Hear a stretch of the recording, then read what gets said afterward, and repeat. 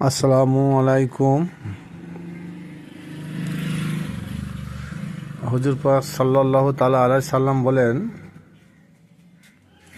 প্রত্যেক নবী জামানার তার উম্মতরা 72 দলে বিভক্ত ছিল,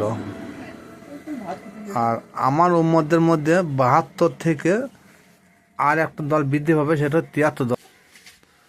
সাহাবীরা বলেন, ইয়া রাসূলুল্লাহ, তাই 73 দলটা কি নাজাতি?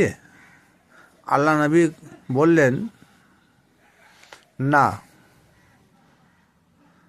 আমার জামানায় 72 থেকে যে আর একটা দল বৃদ্ধি হবে, 73 দল হবে, কিন্তু 72 দলটা হবে জাহান্নামী, আর একটা দল হবে নাজাতি বা জান্নাতি।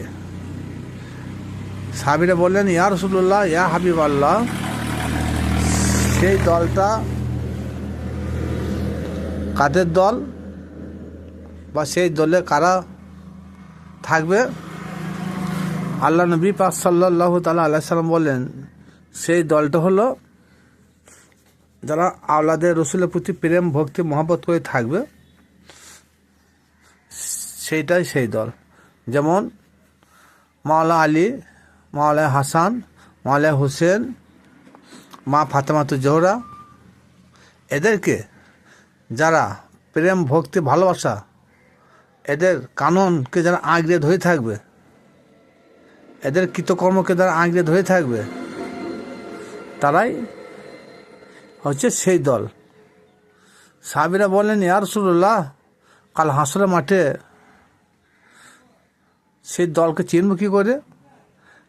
73 দলের মধ্যে একটা দল হবে নাজাতি বা জান্নাতি, আর 72 দল হবে জাহান্নামে।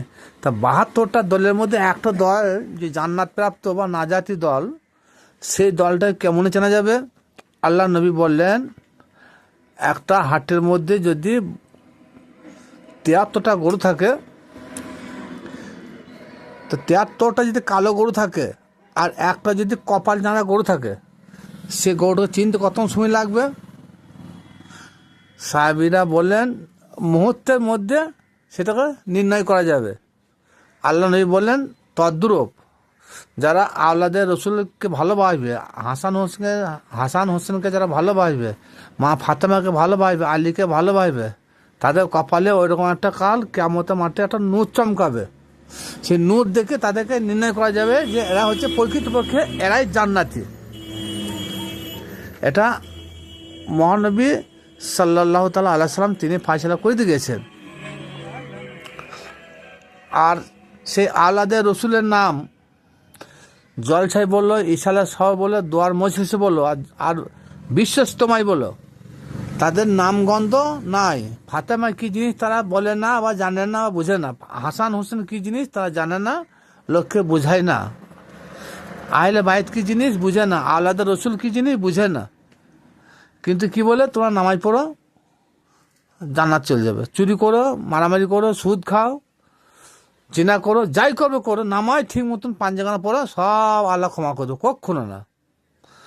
তুমি চুরিও করবে, খুনও করবে, জিনাও করবে, গিবতও করবে, মা বাপকে ভাত দিবে না, আর তুমি নামাজ পড়লে জান্নাত চলে যাবে? কক্ষনো না। এগুলা উমাইয়া রাজবংশের যেসব আলেম আছে তাদের কথা। কারণ সূরা আনকাবুতে বলা হয়েছে যে নামাজ পড়বে তাকে কখনো খারাপ কাজ স্পর্শ করবে না, তার দ্বারা কখনো খারাপ কাজ হবে না, মদও খাবে না, সুদও খাবে না, গিবতও খাবে না, চুরিও করবে না, আর মন্দ কথাও বলবে না, মা বাপকে লাঠিও মারবে না। এক কথায় নামাজি ব্যক্তি সেই হবে যার দ্বারা, যার অঙ্গ প্রত্যঙ্গ দ্বারা, মুখ দ্বারা কখনো খারাপ কাজ হবে না, খারাপ কথা বলবে না, সেই নামাজি কথা আল্লাহ বলেছে। কিন্তু আমরা নামাজ পড়ছি, সব করছি, কিন্তু ওই নামাজে কখনো আপনি আমি পরিত্রাণ পেতে পারি না। আর যারা নামাজকে চিৎকার চেঁচামেচি করছে, তাদের উদ্দেশ্যে একটা কথা বলছি। তারা বলছে, ওই পীর ধরো, মাজার যাও, এগুলো সব শিরক। কিন্তু তারা কতক্ষণে হাদিস কোরআন পড়েছে জানা যায় না। সঠিকভাবে যদি হাদিস কোরআন পড়ার পর তারা যদি রিসার্চ করতো, এই ধরনের কথা বলতো না। আজ খাজা বাবার সামনে তারা কটু কথা বলে, গাউস পাকের সামনে কটু কথা বলে, যে কোনো আল্লাহর অলিদের সামনে কটু কথা বলে, এমন কি বলে যে তারা মরে গেছে, মাটিতে মিশিয়ে গেছে। নাউজুবিল্লাহ মিন জালিক। কোরআন বলছে যারা মরে না, আমি আল্লাহ বলছে আমি তাদেরকে রুজি কবরে রুজি জুগাই। কিন্তু বর্তমান আলেমরা বলছে না, তারা মাটিতে মরিয়ে পচি থসি গেছে। কিন্তু কোরআন বলছে তারা কখনো মরে না। আর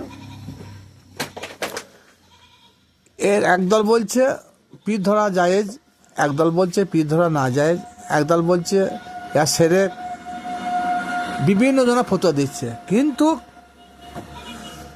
তাদের উদ্দেশ্যে বলতে চাই, খাজা বাবার মতন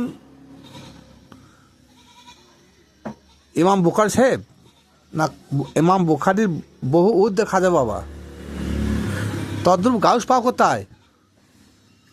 গাউস পাকের শান শওকত মান মর্যাদা ইমাম বুখারী শরীফ, তিরমিজি শরীফ, মিশকাত শরীফ এদের ঊর্ধ্বে না নিম্নে। হয়তো অনেকে হয়তো যারা অজানা, যারা হাদিস কোরআন বুঝে না, তারা হয়তো কথায় কথায় বলেই ফেলবে যে না, এদের সমান অনেক বেশি। কখনো না। কোরআনে কোনো জায়গায়, কোনো হাদিসে, কোনো বুখারী শরীফে, মিশকাত শরীফে, মুসলিম শরীফে, তিরমিজি শরীফে, সুনাই আবু দাউদে কোনো হাদিসে লেখা নাই যে এই বইগুলো যারা লিখেছে তারা প্রকৃতপক্ষে আল্লাহর ওলি। এটা লেখা নাই। কিন্তু অলিকুলের শিরোমণি জগৎ বিখ্যাত অলি বড়পীর আব্দুল কাদের জিলানী রহমতুল্লাহ আলাইহি, তিনি হলেন আল্লাহর অলি, আল্লাহর বন্ধু। খাজা বাবা তিনি হলেন আল্লাহর অলি, আল্লাহর বন্ধু। এই ধরনের কথা ইমাম বুখারী সাহেবের জন্য কেউ বলে না, তিরমিজি শরীফের সম্বন্ধে কেউ বলে না, মুসলিম শরীফের সম্বন্ধে কেউ বলে না, মিশকাত শরীফের সম্বন্ধে কেউ বলে না, সুনানে আবু দাউদ সম্বন্ধে কেউ কিছু বলে না। তাহলে এরা হাদিস পড়ে বলছে পীর মানা যাবে না, মাজার যাওয়া যাবে না, মানত করা যাবে না, শিরিক। আরে বড়পীর সাহেব, খাজা বাবা এনারা হলেন আওলাদের রসুল, আল হাসান আল হুসাইন এর বংশধর। খাজা বাবাও বটে এবং গাউস পাকও বটে।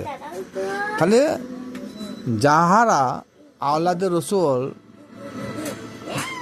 তাহাদেরকে আল্লাহ পাক রব্বুল আলামিন সূরা আযাবে বলেছে, আমি নবী আওলাদকে, আওলাদের রসুলকে, নবী পরিবারকে আমি পুত পবিত্র করে দুনিয়ায় পাঠিয়ে দিয়েছি। কই ইমাম বুখারীর কথা বলে নাই, ইমাম মুসলিম শরীফের কথা বলে নাই, ইমাম তিরমিজি শরীফের কথা বলে নাই। কিন্তু খাজা বাবার কথা কোরআনে লেখা আছে, গাউস পাকের কথা কোরআনে লেখা আছে, ইমাম হাসান, হোসেন, ফাতেমা, আলী এনাদের কথা কোরআনে লেখা আছে। এরা হলো আওলাদের রসুল, নবীর বংশধর। সুতরাং এদেরকে আল্লাহ পাক রব্বুল আলামিন পুত পবিত্র করে দুনিয়ায় পাঠিয়েছে। আর এমন কোনো ব্যক্তিকে বলতে পারবে যে না এদেরকে আল্লাহ পবিত্র করে পাঠিয়ে দিয়েছে? কখনো না।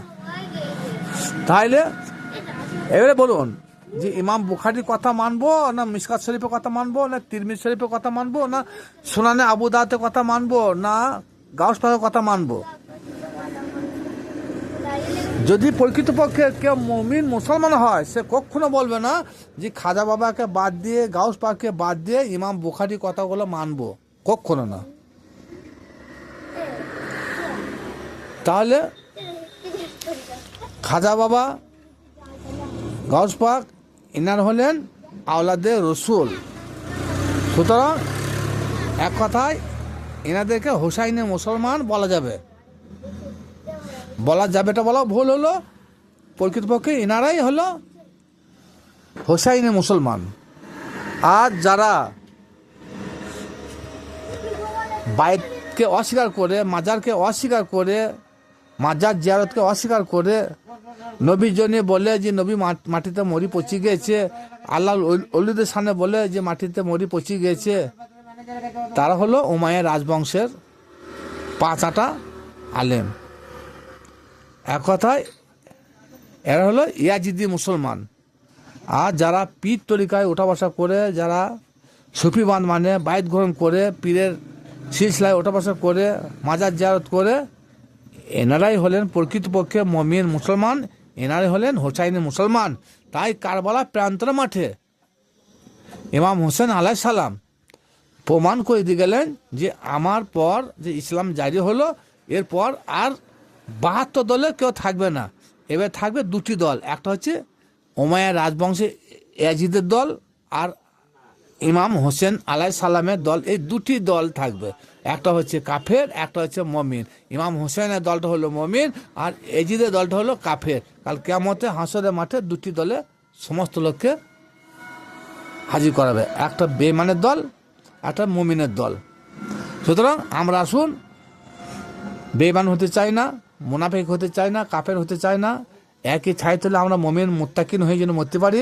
তা মুমিন মুত্তাকিন হয়ে মরতে হলে ওয়াতাসিমু বিহাবলিল্লাহি জামিয়া, সূরা আল ইমরান 102 নম্বর আয়াত। তোমরা, আল্লাহ বলেন, আমার রশিকে, আমার দড়িকে, আমার রজ্জুকে, যে যা ভাষায় বলুক না কেন, একটাই মানে যে আমার রশিকে তোমরা শক্ত করে মজবুত করে ধরো পরকালে মুক্তি পাওয়ার জন্য। আর অলা তা ফারাকু, তোমরা দলভুক্ত হয়ে যাও না। আজ মানুষ সবাই কোরআন পড়ে, সব দলভুক্ত হয়ে যাচ্ছে। ও বলছে আমি ওই দলে, ও বলছে আমি ওই দলে, ও বলছে আমি জামাতি দলে, ও বলছে আমি পীরের দলে, ও বলছে আমি তবলিগের দলে, ও বলছে আমি সালাফি দলে, ও বলছে আমি লামুজাফি দলে। এই যে এত দল, আল্লাহ বলো তোমরা একই ছায়া তলে একই দলভুক্ত হয়ে যাও। তাহলে আপনি আমি যদি নাজাত পেতে চাই, মুক্তি চাই, তাহলে সমস্ত দল বর্জন করুন, পরিত্রাণ করুন, ইমাম হোসেন আলাইহিস সালামের ছায়াতলে এসে হাজির হয়ে যান। আসসালামু আলাইকুম।